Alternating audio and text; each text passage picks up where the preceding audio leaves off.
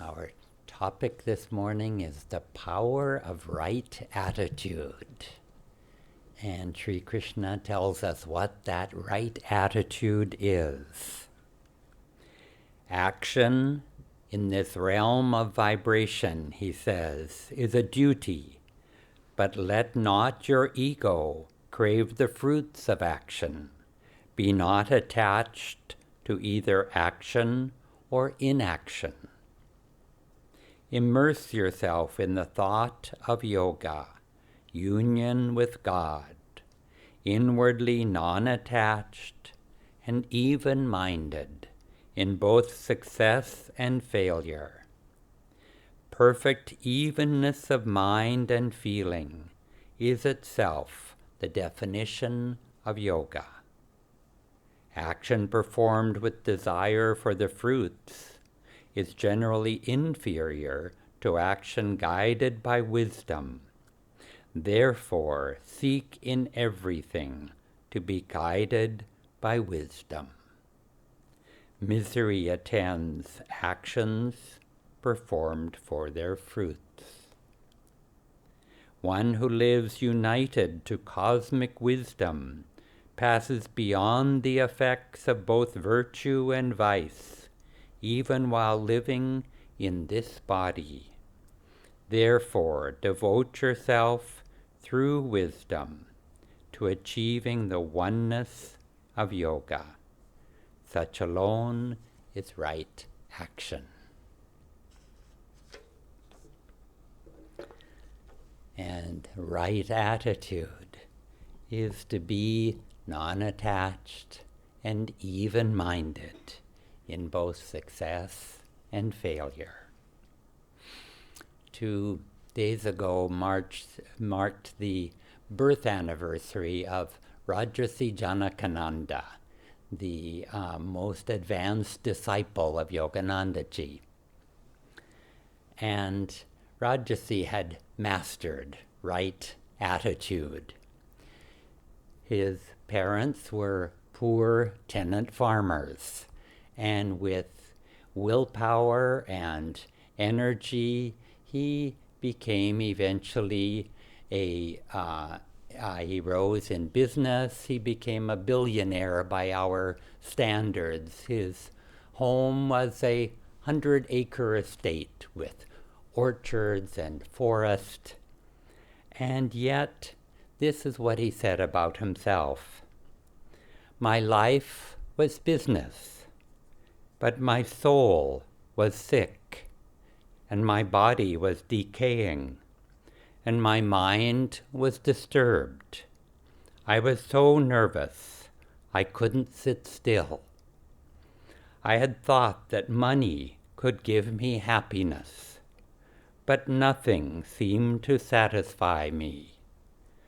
Then I met Paramhansa Yogananda and started to practice yoga. And Rajashi continued with his work, but yoga gave him a new attitude towards life. And the energy and concentration that he had put into his work, now he directed towards his inner life,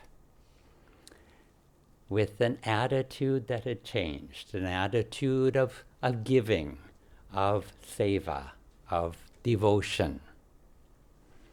And for the rest of his working life, he would go to his office very early in the morning to meditate. And he instructed his staff not to disturb him, because until 10 o'clock every morning he would be in conference.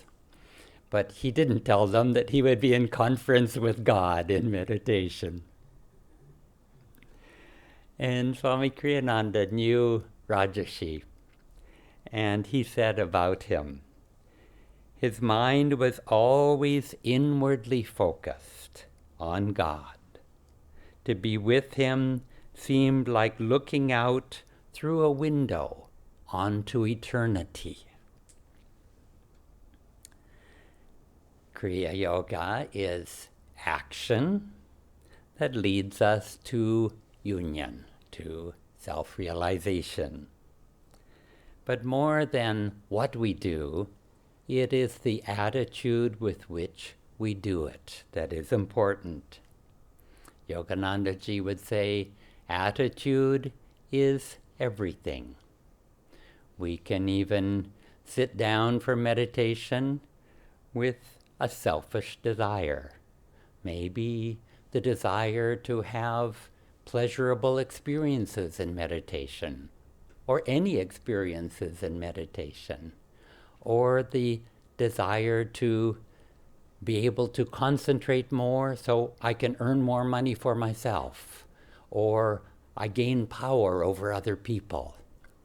We might call this spiritual materialism, and it only increases the ego, strengthens the ego. But meditating with the thought of giving, of offering your love, devotion, gratitude, in that way, opening our heart to receive divine grace, having no expectations of the results, this attitude repays our efforts a thousandfold.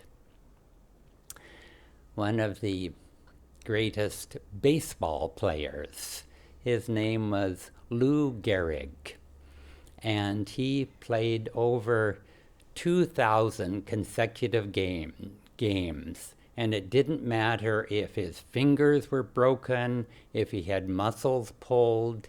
He said that people, this is my job. People have come to see a good game. And then at a certain point, his body started to get numb.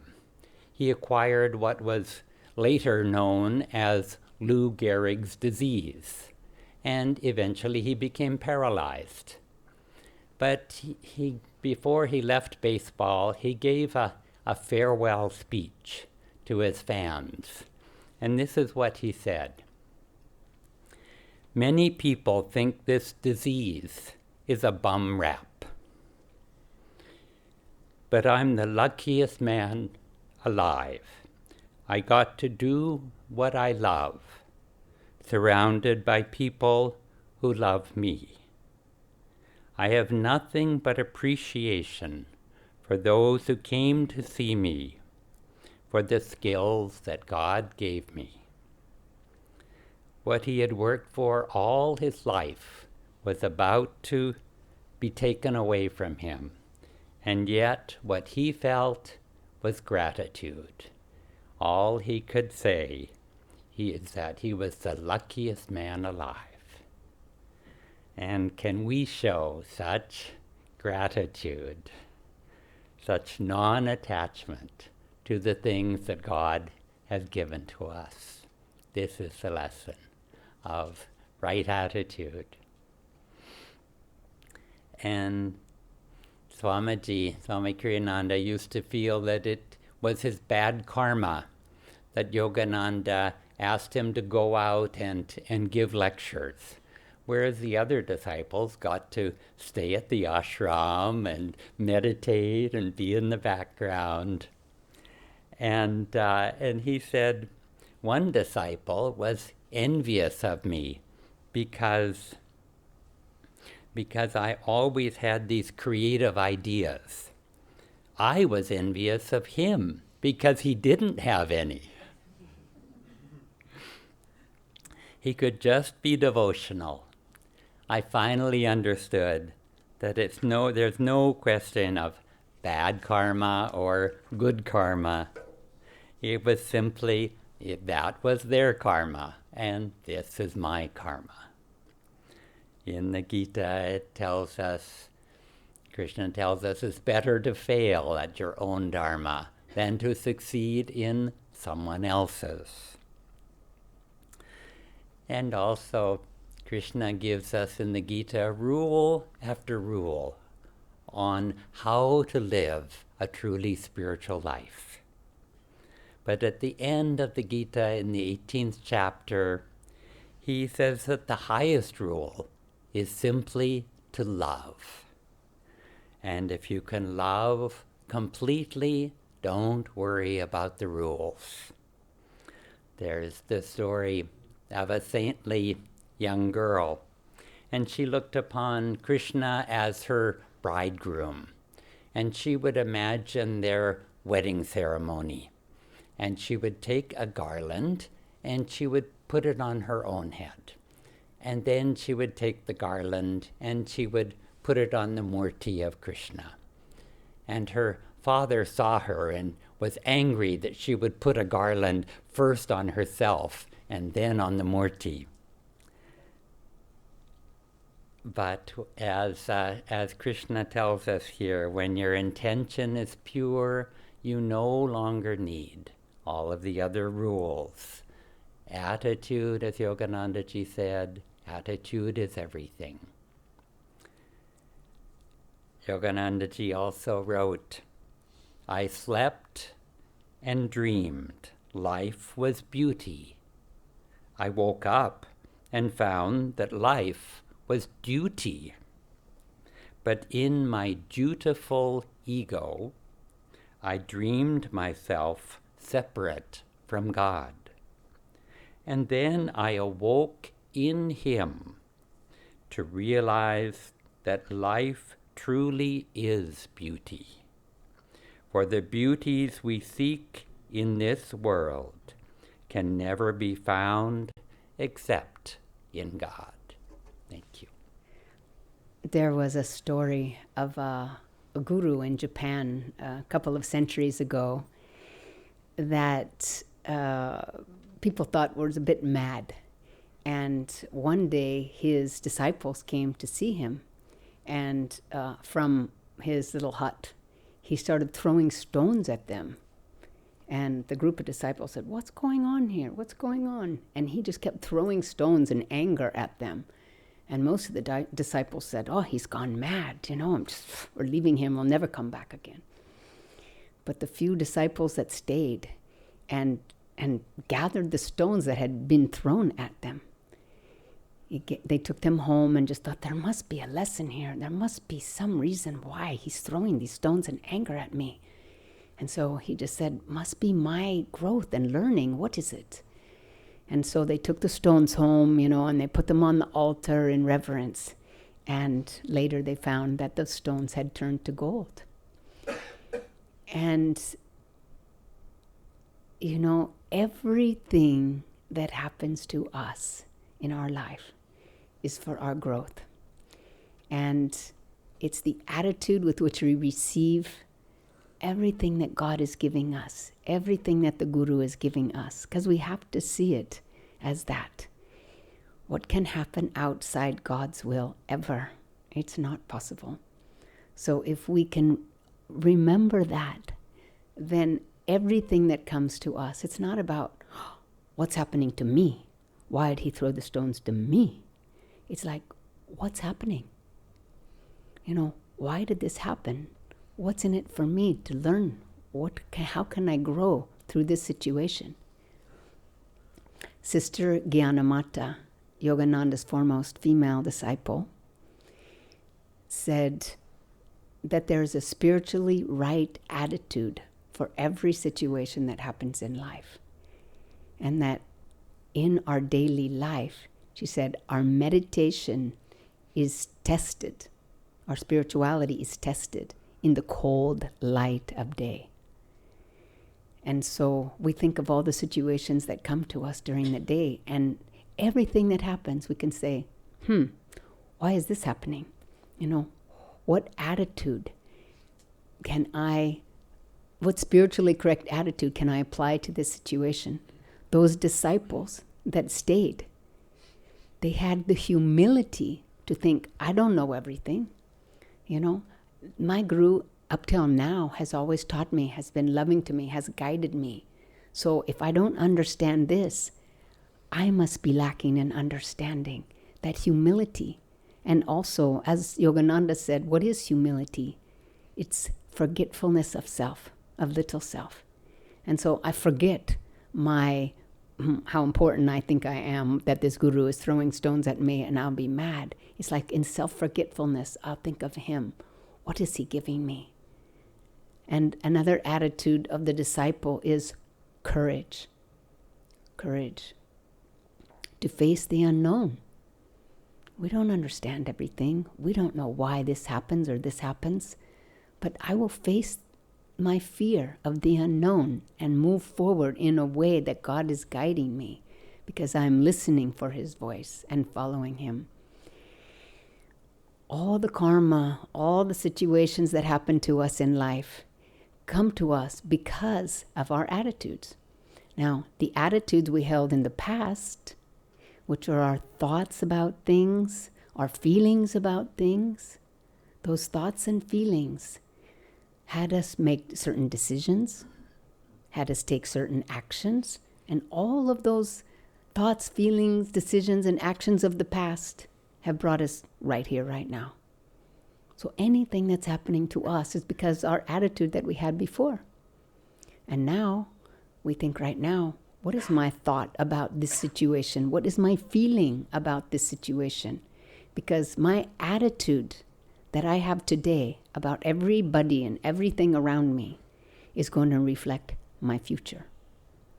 I'm going to draw to me everything that my attitude is giving me today. And, should we think, oh dear, I must have had a very terrible attitude in the past because look what's coming to me now. Sri Yukteswar said, the past lives of all men are dark with many shames, but everything will improve if we make the right spiritual effort now. And so that is a spiritual effort to improve our attitude about everything and not think we have all the answers all the time, but ask, what is the right thing I should be thinking and feeling right now? Because the fruit of our meditation, when we meditate, it's easy to feel peace. I feel peace. I feel God's presence. I feel like I can concentrate. I feel, God's love. This fruit in meditation, it is tested in the cold light of day. If we cannot bring that to our neighbor, if we cannot bring that to our relationship, if we cannot bring that to our work, to the traffic, to everything that happens, then it's not as real as we think it is. We're a little bit in delusion about how spiritually advanced we are. And so we just need to look, where am I not applying my benefits of meditation in my daily life? Yogananda said, don't think that you can please God if you can't win the love of your neighbor. And Swami used to joke around and he said, oh yes, he talked about certain people, I guess he's just making a joke. He just said, oh yes, I love everyone. I'm a meditator. I love everyone. I love mankind. It's just my neighbor I can't stand.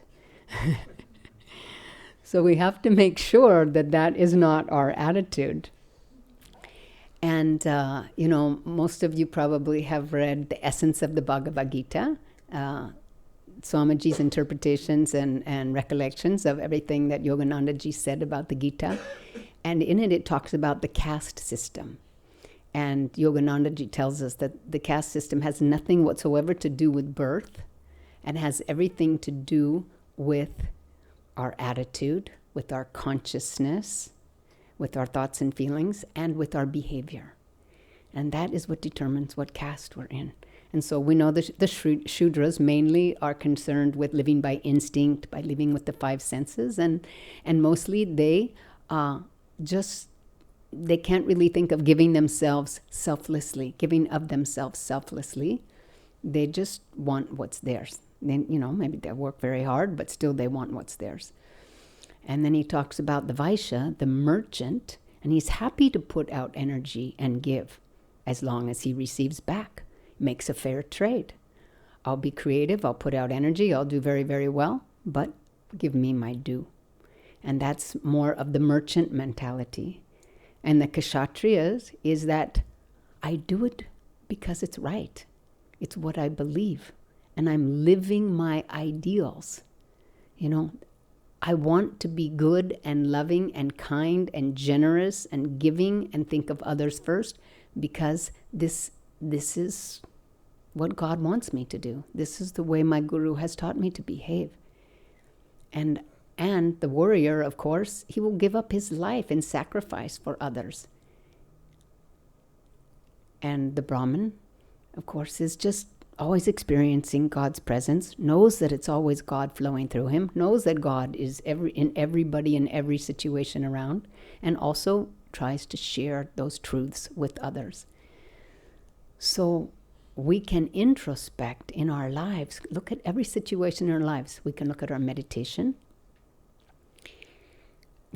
We're probably vacillating somewhere between a Vaishya and a Kshatriya. I'm meditating because I know it's right. This is my ideal. I have a life goal. I want to reach self-realization. I want to follow the instructions of these gurus. They're mine. I want to do that. And the merchant. Okay, I've been meditating for how many years now? And what do I have to show for it? I'm still restless in my meditation. I haven't seen the spiritual eye. I'm only hearing these lower forms of Om. I haven't heard the Om that I want to hear. So God, I'm going to quit meditating. Or, just all these different various things. You can think about it in our family, our relationships. Which ones are we most willing to give of ourselves completely? Or of work, which one is it? No, it's a trade here. I'll give this much, but you must give that to me. And even if we think, okay, it's normal to be a Vaishya in the workplace, but are we growing in that instance? Are we growing? No. Take every instance in our work and say, how can I give? How can I be generous? How can I act without the thought of the fruits of the action? Because I want to give and love and be kind and have courage and be calm. All the attitudes of our life that our gurus have taught us, that God is guiding us towards. So the spiritual path, on one hand, it can just be in an instant.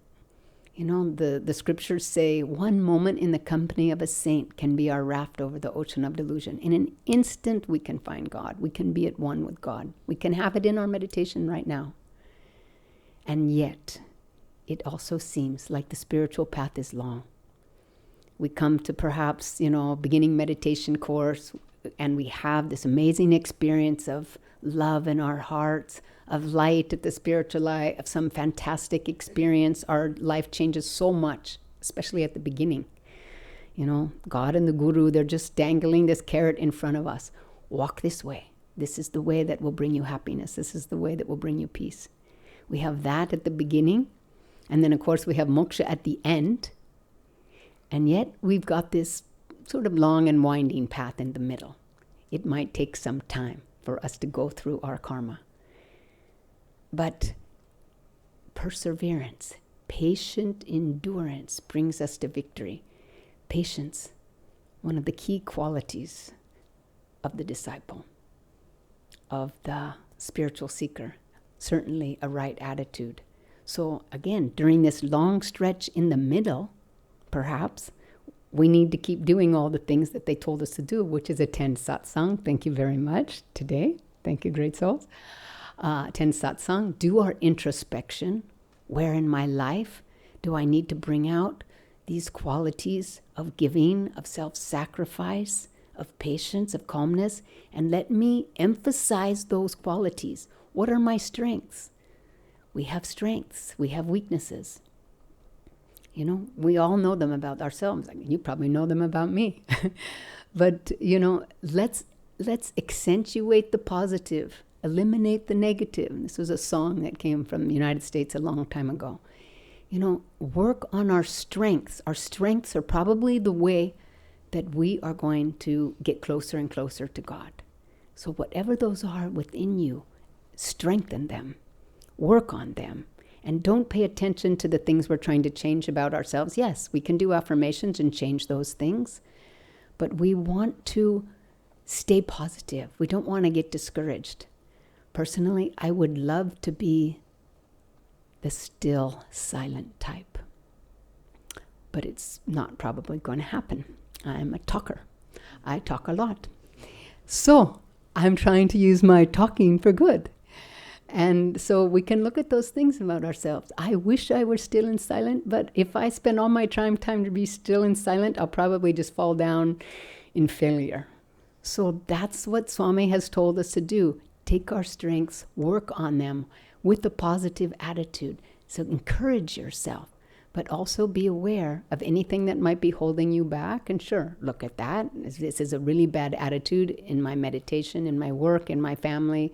What is it, that I can't seem to give of myself enough, or have courage to move forward, or, find calmness. Because somebody that's calm and peaceful can find peace and calmness in the midst of chaos and conflict.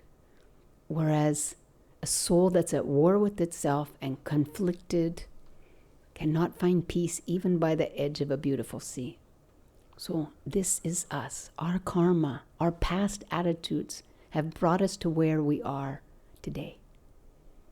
And so be grateful for every situation that comes into our life, and just know, this was brought to me for learning, for growth. What is it? Don't say, why is this happening to me? Why is this happening? What's in it for me? Remember the goal. We will be one with God. We already are one with God. We have to improve our knowing. So all the different ways that they've told us to improve our knowing, it's our job as disciples, as seekers on the path, to perform those duties, to perform those actions, to have that attitude, because they want to help us achieve that lasting happiness that we're looking for.